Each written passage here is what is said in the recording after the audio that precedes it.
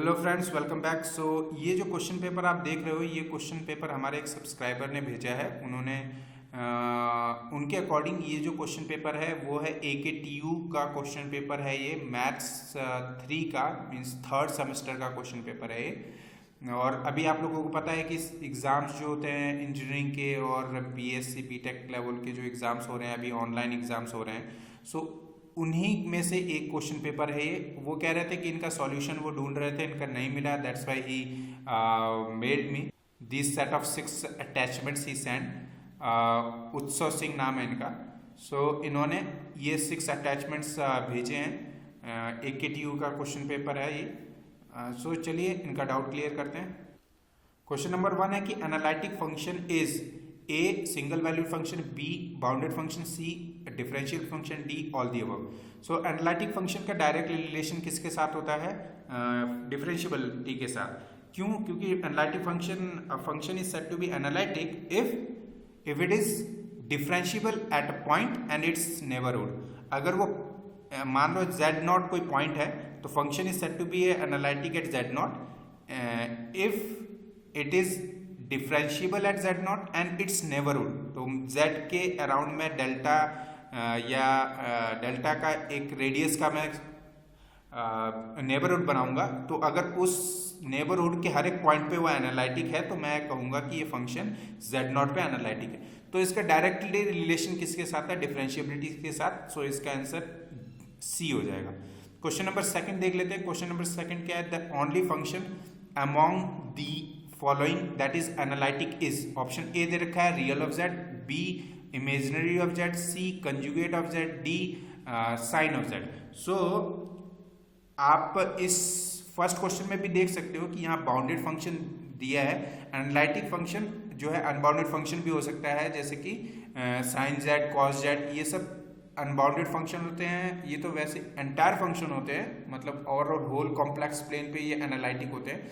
सो ये this first question and second question are totally related, you can see. So इसमें option D सही हो जाएगा, क्योंकि साइन जेड जो है वो एनालिटिक फंक्शन होता है। और ये ऑप्शंस क्यों नहीं होंगे? क्योंकि आपने सुना होगा एक स्टेटमेंट, अगर आप पढ़ते होगे कॉम्प्लेक्स थ्योरी, तो उसमें है कि real valued function of a complex variable is not analytic. So यहाँ पे z क्या है? z is equal to x plus i y, आपको पता है। तो real part of z is x और imaginary part of z is y। So x और y दोनों रियल है, तो ये बन जाएगा real valued function of a complex variable z। So इसलिए ये एनालिटिक नहीं होंगे, ठीक है।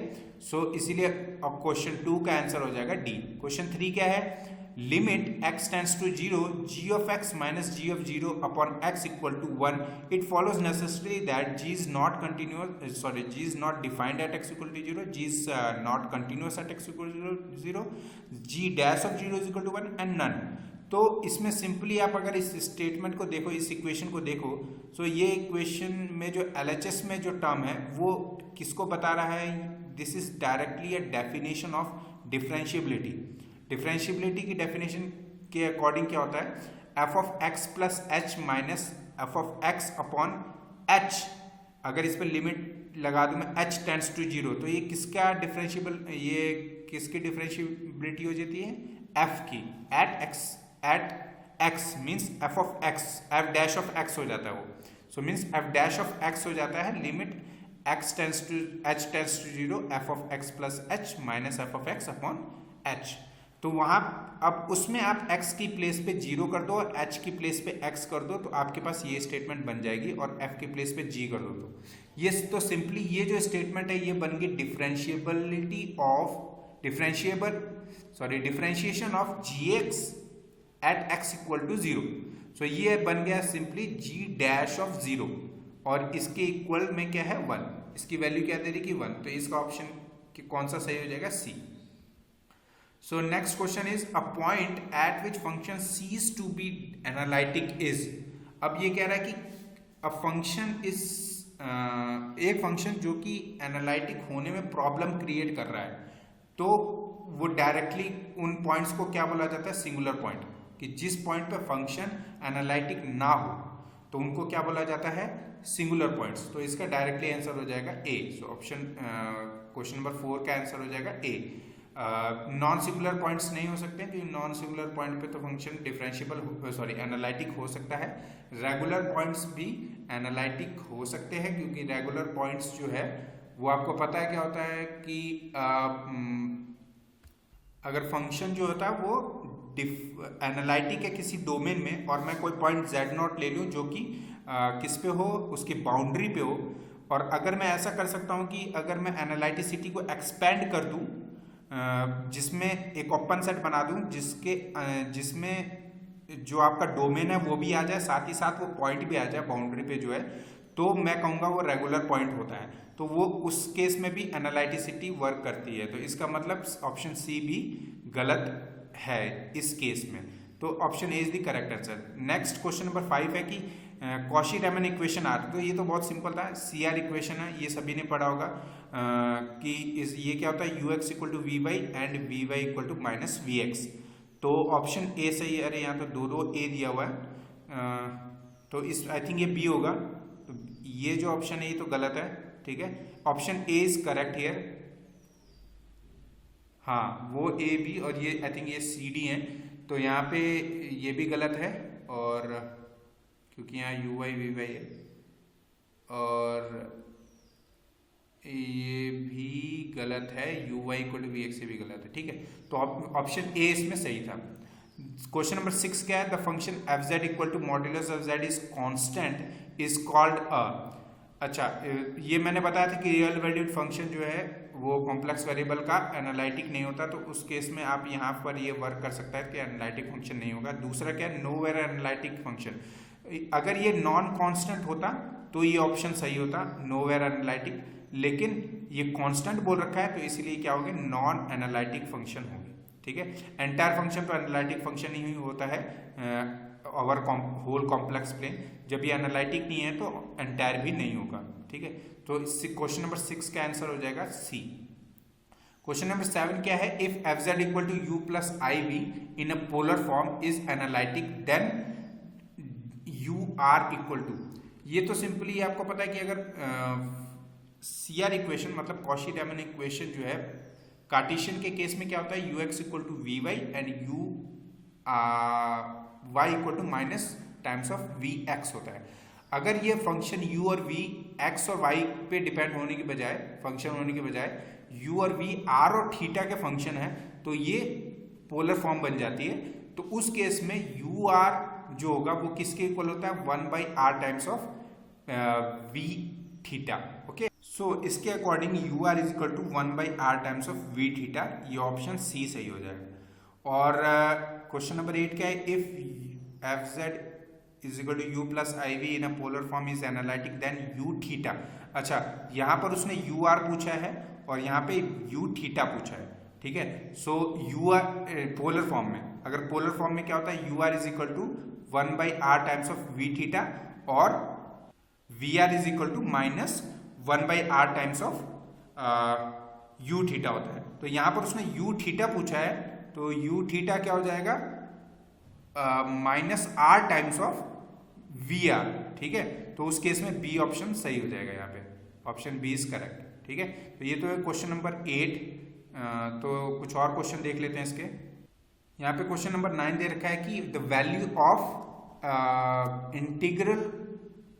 Integration of D Z upon z minus 2 our closed curve C bounded in C where C is a circle given by modulus of z minus 2 equal to 1। जैसे हम ये integral की वैल्यू पूछता है तो हमारे दिमाग में दो थ्योरम्स आती हैं, दो स्टेटमेंट्स आते हैं। एक तो है कॉशी थ्योरम और दूसरा है Cauchy integral formula. Cauchy theorem क्या होता है कि अगर फंक्शन एनालिटिक है डोमेन में तो integral of F z over this domain is equal to 0। Integral of F z over the domain of the closed curve C जो भी है वो अगर सी के अंदर वो एनालिटिक है तो ये इसका इंटीग्रल की वैल्यू क्या आ जाएगी, डायरेक्टली 0। दूसरा है कॉशी इंटीग्रल थ्योरम जिसमें अगर कुछ पॉइंट्स हैं जहां पे वो एनालिटिक नहीं है तो उस केस के लिए कॉशी इंटीग्रल थ्योरम क्या कहता है, कॉशी इंटीग्रल फॉर्मूला के according integral of F Z upon Z minus A D Z equal to क्या होता है, एफ ऑफ ए।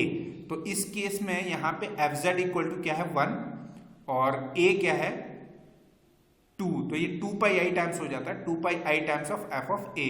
तो 2 pi i times of f of ए की वैल्यू यहाँ पे क्या है 2 और एफ जो है वो 1 है, तो ऑब्वियसली एफ ऑफ ए भी 1 हो जाएगा, मीन्स एफ ऑफ 2 भी 1 हो जाएगा, तो इसका डायरेक्टली आंसर क्या आ जाएगा 2 पाई आई।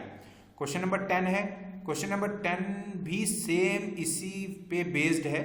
पहले हमें चेक करना है, एक और चीज यहाँ पर चेक कर लेना कि z minus two Z equal to 2 क्या इस सर्कल के अंदर आ रहा है, ऑब्वियसली सर्कल के अंदर आ रहा है। क्यों आ रहा है, क्योंकि ये z 2 पे मैं सेंटर ले रहा हूं और 1 रेडियस का मैं सर्कल बनाऊंगा, तो z इज इक्वल टू 2 इस सर्कल के अंदर आ जाएगा। इसी वजह से ये फंक्शन जो है f ऑफ z ये कंप्लीट वो डिफरेंशिएबल है एनालिटिक है हर जगह एक्सेप्ट z इक्वल टू 2, इसलिए यहाँ पे मैंने कॉशी इंटीग्रल फॉर्मूला लगाया। सिमिलरली यहाँ पर देखो, यहाँ पे fz की वैल्यू, हाँ इस क्वेश्चन में fz की वैल्यू जो थी वो 1 था, लेकिन यहाँ पर fz क्या है e raise to the power z, ठीक है।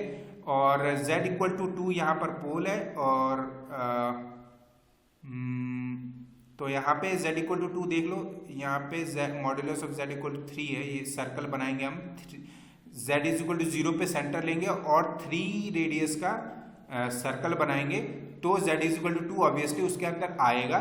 इसका मतलब यहाँ पर भी हमें क्या यूज करना है, कॉशी इंटीग्रल फॉर्मूला, तो वो क्या होगा 2 pi i times of f of a, f क्या है यहाँ पे e raise to z, a क्या है 2, so e raise to the power 2 हो जाएगा, means e square, means 2 pi i times of e square, जो इसका आंसर हो जाएगा बी, ठीक है।